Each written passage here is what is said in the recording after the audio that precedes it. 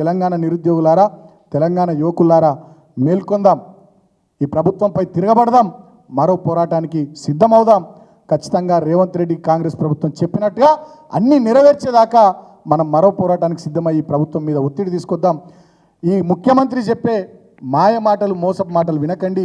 ఇప్పటిదాకా ఇచ్చినటువంటి నియామక పత్రాలన్నీ, మొన్న ఇచ్చిన పోలీస్ శాఖ కానీ, నర్సింగ్ శాఖ కానీ, నిన్న ఇచ్చిన ఇంజనీరింగ్ డిపార్ట్మెంట్ కానీ, ఎల్లుండి ఇవ్వబోతున్న టీచర్ ఉద్యోగాల నియామక పత్రాలు కానీ, ఇవన్నీ కూడా కేసీఆర్ గారి ప్రభుత్వం ఇచ్చిన నోటిఫికేషన్లే, కేసీఆర్ గారి ప్రభుత్వం ఇచ్చిన ఆర్థిక శాఖ ద్వారా వచ్చిన క్లియరెన్స్లే, కేసీఆర్ గారి ప్రభుత్వం పెట్టిన పోటీ పరీక్షల నిర్వహణనే, మేం నిర్వహించిన ఇంటర్వ్యూలే.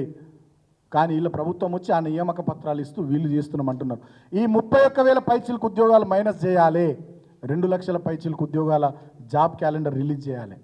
గతంలో మేము ఇచ్చినటువంటి 2,32,308 ఉద్యోగాల భర్తీకి సంబంధించిన ఆర్థిక శాఖ క్లియరెన్స్, ఈ 2,32,000 ఉద్యోగాలను పక్కకు పెట్టే ఇంకొక 2 లక్షల ఉద్యోగాల భర్తీకి సంబంధించి తెలంగాణ రాష్ట్ర ప్రభుత్వం రేవంత్ రెడ్డి, బట్టి విక్రమార్క వీళ్ళు ఫైనాన్స్ క్లియరెన్స్ ఫస్ట్ ఇవ్వాలి. 2 లక్షల ఉద్యోగాలకు సంబంధించిన ఆర్థిక శాఖ క్లియరెన్స్ ఇవ్వాలి.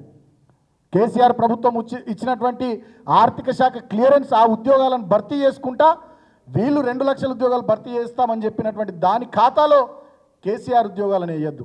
ఇవాళ నేను నిరుద్యోగులను కూడా కోరుతున్నా, మీరు కూడా ఆలోచన చేయండి, మాట్లాడండి.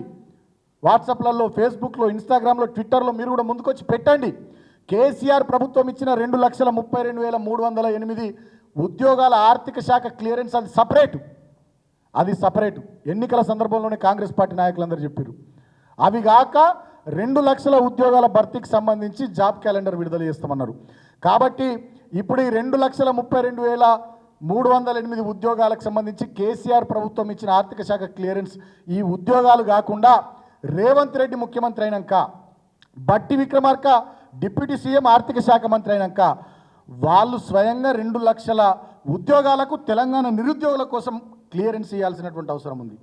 ఆ ఉద్యోగాల భర్తీ ప్రక్రియ మాత్రమే కాంగ్రెస్ ప్రభుత్వం నిర్వహించబోయే ఉద్యోగాల భర్తీ తప్ప ఈ 2,32,000 ఉద్యోగాలు వాళ్ళ ఖాతాలో వేసుకుంటామంటే అది తెలంగాణ నిరుద్యోగులను ముంచినట్టే, మోసం చేసినట్టే, వంచినట్టే అనే విషయాన్ని నేను గుర్తు చేస్తూ ఉన్నా.